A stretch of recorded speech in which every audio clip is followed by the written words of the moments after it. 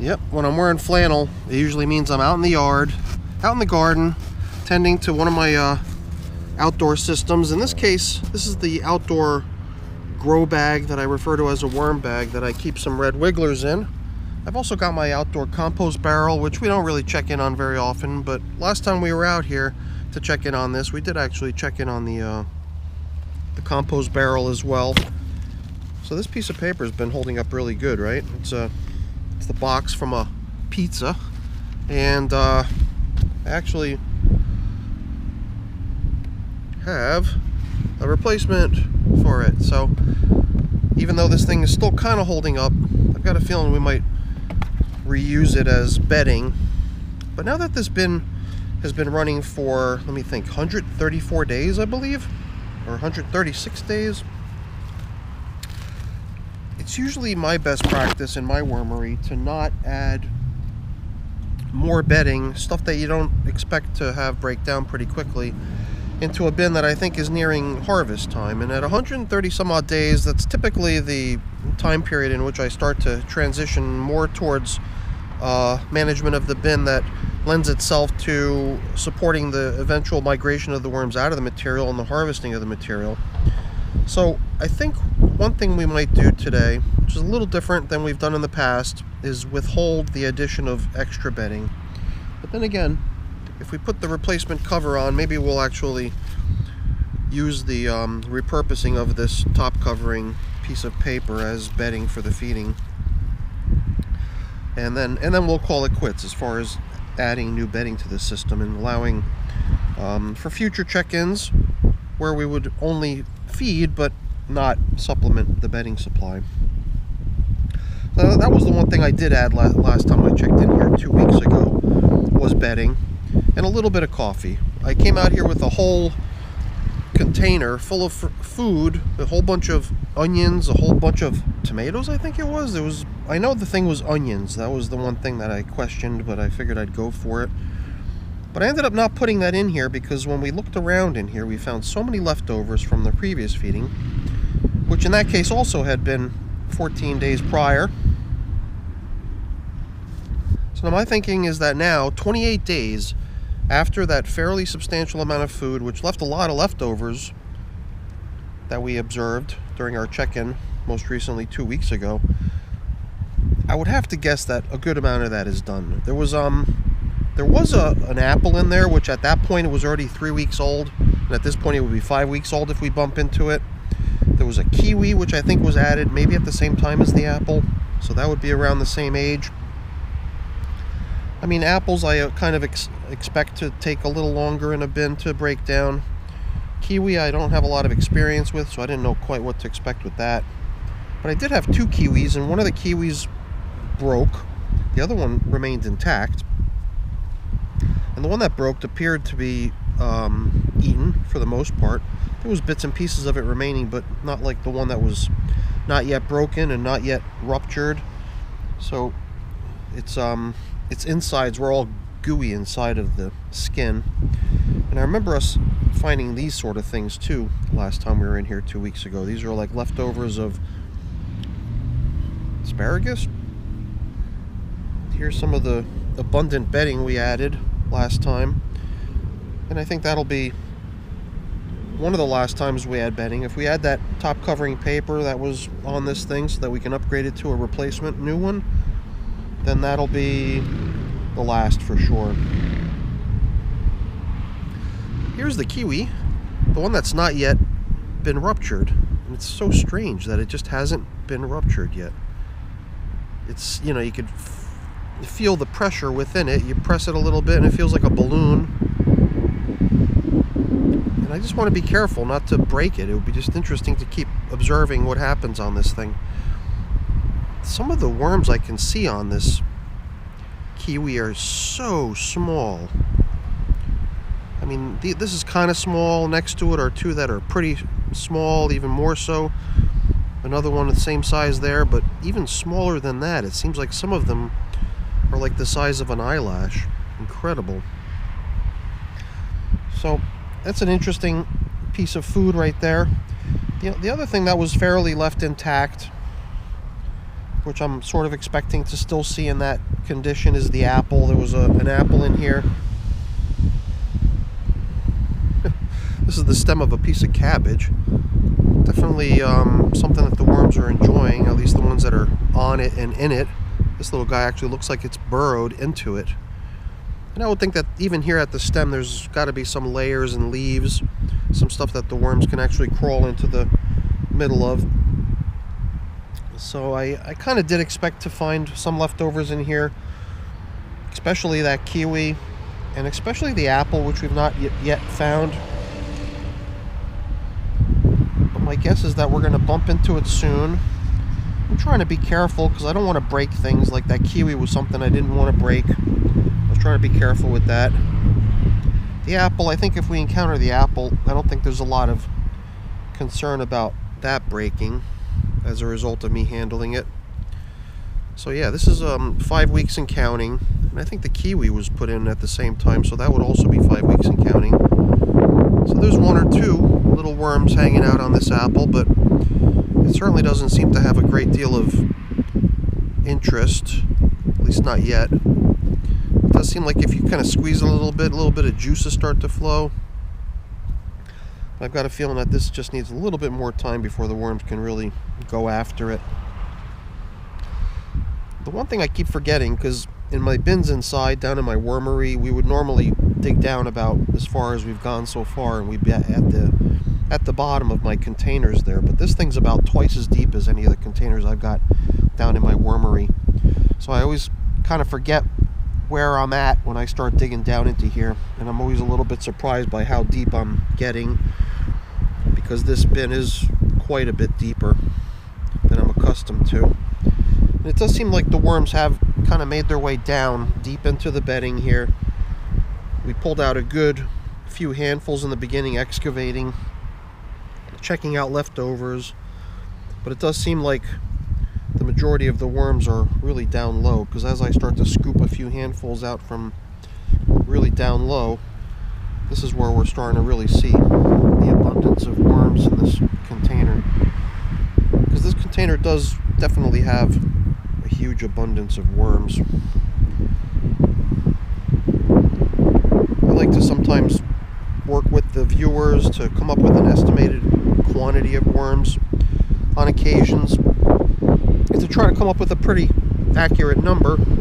I usually do my best to show the worms to the best of my ability while I'm collecting them, while I'm handling them, while I'm releasing them, stuff like that, in the context of the material that they might be inhabiting at the time too, just so you can factor that into your estimate. And then I'll try to come up with rough estimates of how many worms we're dealing with. And I think that over the course of numerous haul outs from my compost barrel, recruiting worms to put into this system, I'm pretty sure we occupied this system with the worms that were the result of numerous haul outs from my compost barrel to get volunteers to work in this bin for us. And I think that the estimate of the number of worms that occupy this system is somewhere near the 3,000 mark. Although, you know, after 130 some odd days in service, the population in here could very well have grown beyond that, because there is sufficient room in here to expect that worms are going to reproduce. And everywhere we look, we can pretty much see evidence of worm reproduction, because besides large worms, if you look carefully, there are tiny worms all over the place, just like we saw in the kiwi before as well.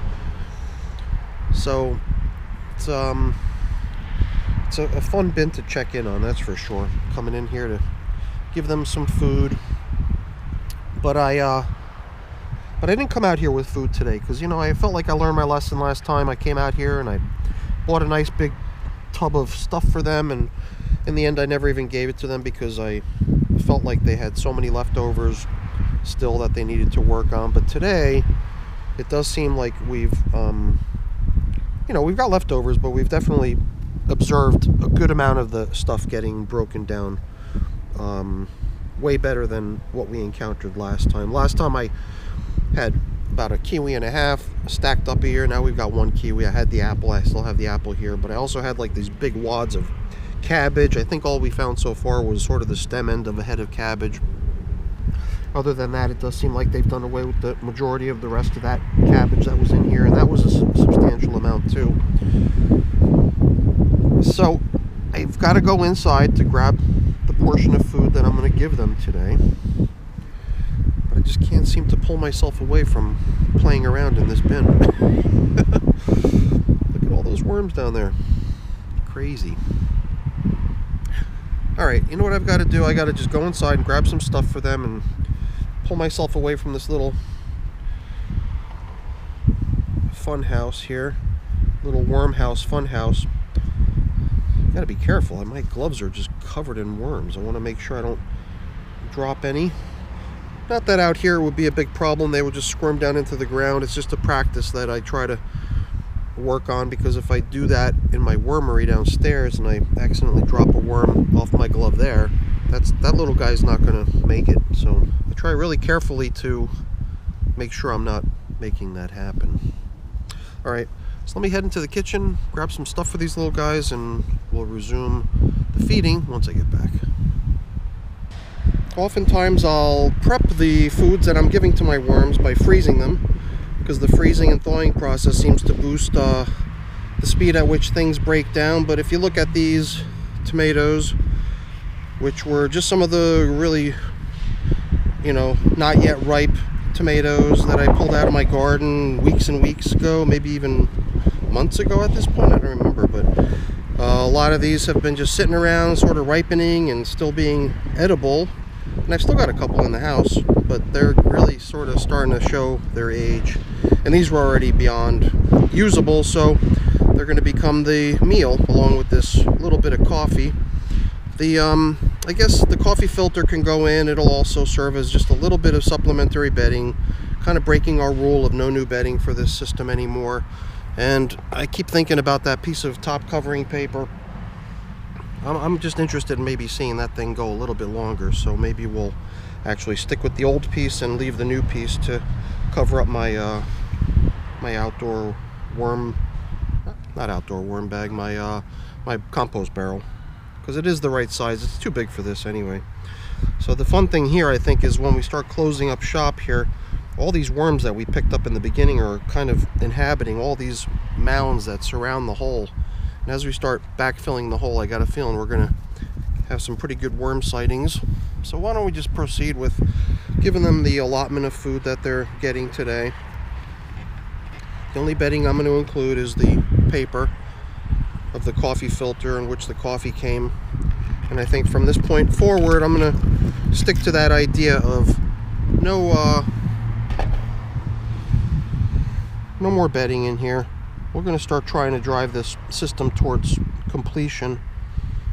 And if we want nice castings, we don't want to have it littered with all kinds of bedding bits, all kinds of scrap paper and leaves and whatnot. So I usually like to try to blend in the coffee I'm feeding them. Maybe I'll save half of it to just sprinkle in on top of some of the stuff we begin backfilling with.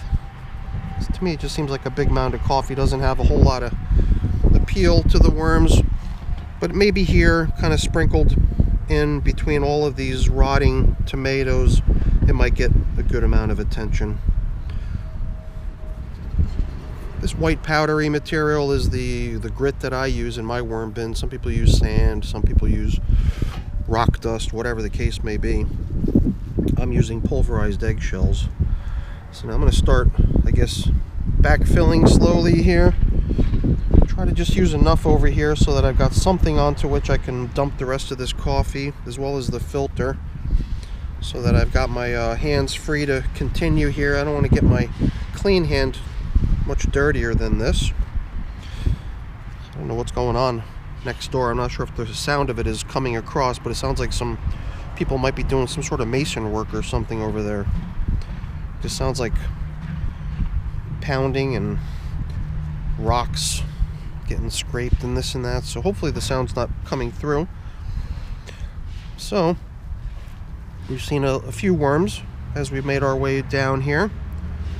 I think the majority of the worms we saw, I tried to pile them up on these two sides so that they'd be in the frame. I think that out here on these two edges, it doesn't really make its way into the camera. I tried to crop in tight to see the action, but unfortunately it means I'm also cropping out a certain amount of the action here.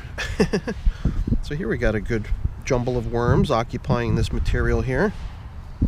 Some of those scoops of handfuls of material that we pulled out of the bottom that were really loaded with worms are, I think, what we're going to start seeing here on the edges. Let's keep going with this. Here we got another good number of worms hanging out in this stuff, enjoying the yummy food.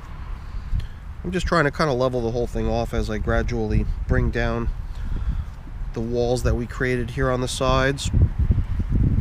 Over here on this side, I don't think we're going to see too many worms. Like I said earlier, I was trying to kind of show off the handfuls that did have lots of worms in them. I tried to place those in the frame. So what's over here might not be quite as interesting. Just get it all kind of spread out here, and man, this bin is so full. What is this? I keep bumping into stuff like pits. That must be a part of a seed or something. All kinds of interesting things out here. Here's I guess an old coffee filter, it looks like, or maybe just some sort of piece of paper.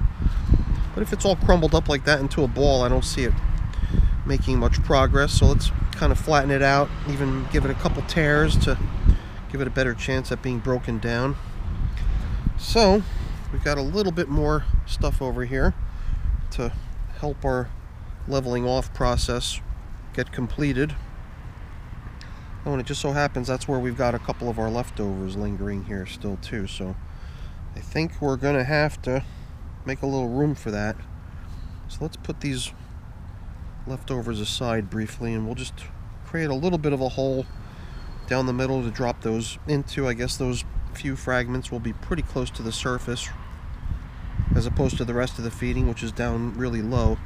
This is, I think, the skin of the kiwi. It does appear like they've stripped out the majority of the fleshy part of the fruit from inside, leaving only the skin. But they've not abandoned it, they're still hanging out on it, so I'm sure it'll go in time. So yeah, just this whole kiwi is just so funny the way it's holding together. And this apple too, geez Louise, when is it going to start already? It's definitely due for a little breakdown, I think. So hopefully they enjoy those yummy tomatoes we dropped in down low, and hopefully they'll continue to enjoy these leftovers that have been in the bin for weeks and weeks at this point. And I have to make a judgment call on when to come in here next time, because, you know, the feeding that we gave this thing last time we checked in here 2 weeks ago was really just a filter full of coffee, and that was it. So it was an extremely modest feeding, and it was more of a token feeding since we had the bin open, but it certainly didn't need it with all of the leftovers we found. Luckily, most of the, I think this is that piece of paper I tried to bury before. Luckily, all those large chunks of the cabbage, other than the stem here, are all gone at this point. This breached kiwi does seem like the majority of it is gone already, but the one that has not been punctured yet is holding up really good. And the apple, you know, the apple's its own thing. Most people have tried composting apples. Most people have come to the realization that it's not a speedy composting food item in most cases. That is, unless I guess you know, mash it down into some sort of a goop, and then I'm sure the worms can probably break it down a lot more quickly. Maybe more importantly, the microscopic life can get into all of the material much more readily and take it to a stage that the worms can make use of it as a food item. Yeah, definitely running out of room in here. This was the system's 14th feeding at 136 days, was it? It certainly seems like maybe another feeding or two, and it might be time to just let this bin sit and not get any fresh feedings. Let them just turn their attention to all the leftovers in this system, because you saw it. There's lots of it all over the place in here. But here we are, I guess, making the decision to continue on with this piece of paper right here. I'm just curious to see how long it lasts. It'll be interesting to see. So we're going to give it one more lease on life to continue as our top covering. And then last but not least comes this nice little piece of plywood don't know if you noticed it, I didn't even make mention of it, but off on the side of the bin over here, there was a little hole. And some of you might have noticed it, but I didn't make mention of it. But it did seem to me like something had made its way in here and was actually picking a hole, because I saw some material at one point a few days ago. So it's my guess that something was poking around in here, but I don't know what. Luckily, it didn't make a lot of progress, I don't think. So, that's it for the video, everyone. Hopefully you enjoyed it. If you did, as always, please remember to leave me a thumbs up. That's always really appreciated. If you haven't done so already, please also consider subscribing to the channel too. That's really appreciated as well. Alright, everyone, have a great day. Thanks for watching. Bye now.